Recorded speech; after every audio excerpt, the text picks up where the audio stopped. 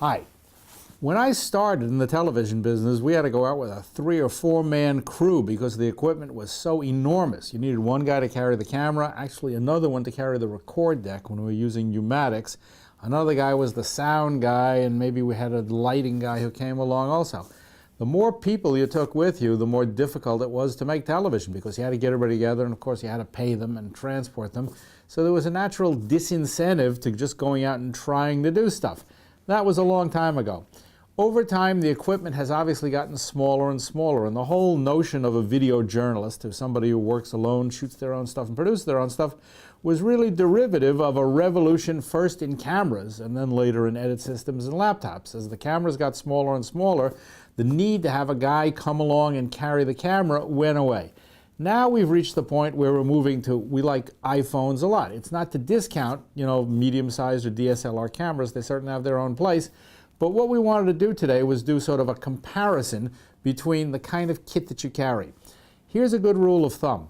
The less stuff you carry around with you, the more mobile you are, the freer you are to try stuff, the more likely you'll be to shoot things, and frankly, the more intimate you can get. The more you have to drag around stuff, big tripods, light kits, and stuff like that, the less time you have to do the piece, and the more obtrusive the thing becomes. The best video journalism is the one where the subject really feels comfortable and doesn't feel like, oh, now I'm on TV, now I gotta pay attention, now I have to be a certain way.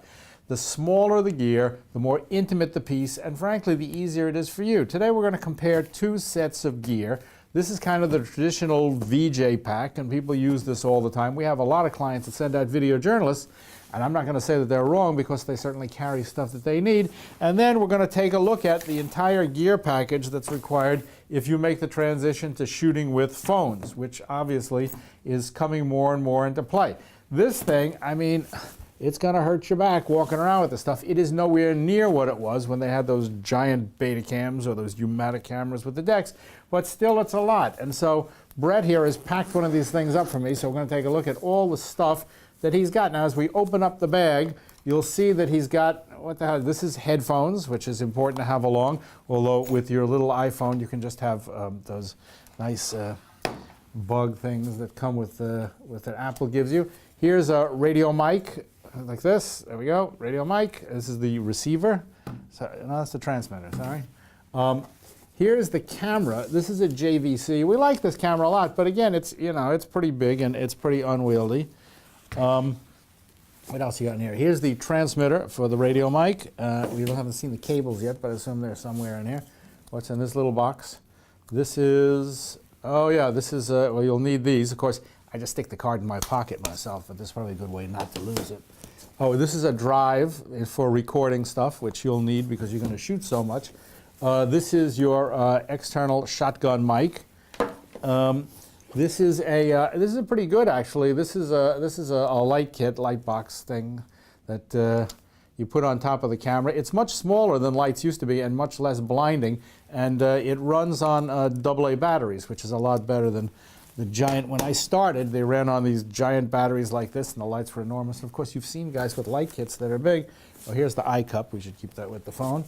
What do we got here? There's a bunch of AA batteries. Oh. These are batteries for the camera, and you want to have enough of those charged up, so you carry a good supply of those. And then, of course, there's the charger and the cable that goes with the camera, and that's just the beginning. What do we got down here, Brett? Is this? Oh, bubble wrap, good. Cables, wires, more cables and wires. Oh yeah, here's that squirrel thing for the radio mic, if you ever get it for the microphone, the shotgun, if you ever get into a windy situation. More wires. Needless to say, there's a whole bunch of stuff that comes along in here, which makes it complicated and heavy, and you got a laptop in here also, and kind of a disincentive. I mean, it's okay if you want to drag all this junk with you, but the rule of thumb is the more stuff you drag along with you, the more stuff you got to deal with. You have to leave it somewhere. You start shooting, where you're going to put the laptop, all that kind of stuff. This all goes away when we move to iPhone video, which we really think is coming up very quickly. Now, this is my iPhone 6, which I use all the time, and if you see the live streaming stuff that we do on Facebook, This is what I use, and if you watch the live stream, you see that we got Zeiss lenses, which we're going to actually do a separate video on and give you a demonstration of how well they work. So that issue goes away. But this is the entire kit that replaced that big backpack, and let's see what we've got in here, because in a strange way, it's almost the same stuff. Now, here's the first thing, and this is interesting because this is the tripod. And of course, we didn't even show you a tripod before because they're bigger than the backpack in some ways, and it's a lot of stuff to drag around.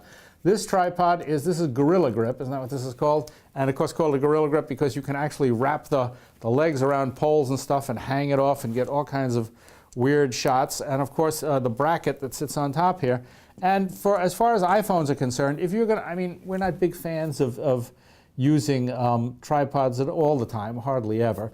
But this one is so small and so convenient, you can carry it around with you. And it's particularly good if you're doing interviews and stuff like that, or you're shooting yourself. You can just put the tripod down like this, stick the camera on top, and you're basically all set. This is a selfie stick, and if you walk around Times Square, Rockefeller Center, you can see about 1 million of these in about 30 seconds. And of course, everybody is using these now, and it extends, and this also allows you both to get shots of yourself and to get high angles and weird angles and stick it out of the car and things like that. This little thing here, this is the bracket that the phone sits in, and it's got a spring on it, and all you have to do is lift the spring up, sit it in, and you've gripped the camera and you're ready to go and shoot. It's very easy to do. And of course the same thing, you can unscrew it and put it on the top of the Gorilla tripod. And here we have a light for the iPhone, which is obviously a lot smaller than the other light, and it is chargeable here. It'll plug it in here. And as far as the phone is concerned, it has enough light to illuminate the phone. And here we have an auxiliary microphone. This is made by Rode, which is a Danish company. We like them a lot. You plug it into the phone and you just clamp it on like this one I've clamped on here. Now, if you want to get really sophisticated, you can also get yourself a Sennheiser radio mic like the one that I'm wearing, and you can also plug that into your phone, and it works just as well. The great thing about the phone, the iPhone 6, of course, the iPhone 7 shoots in 4K.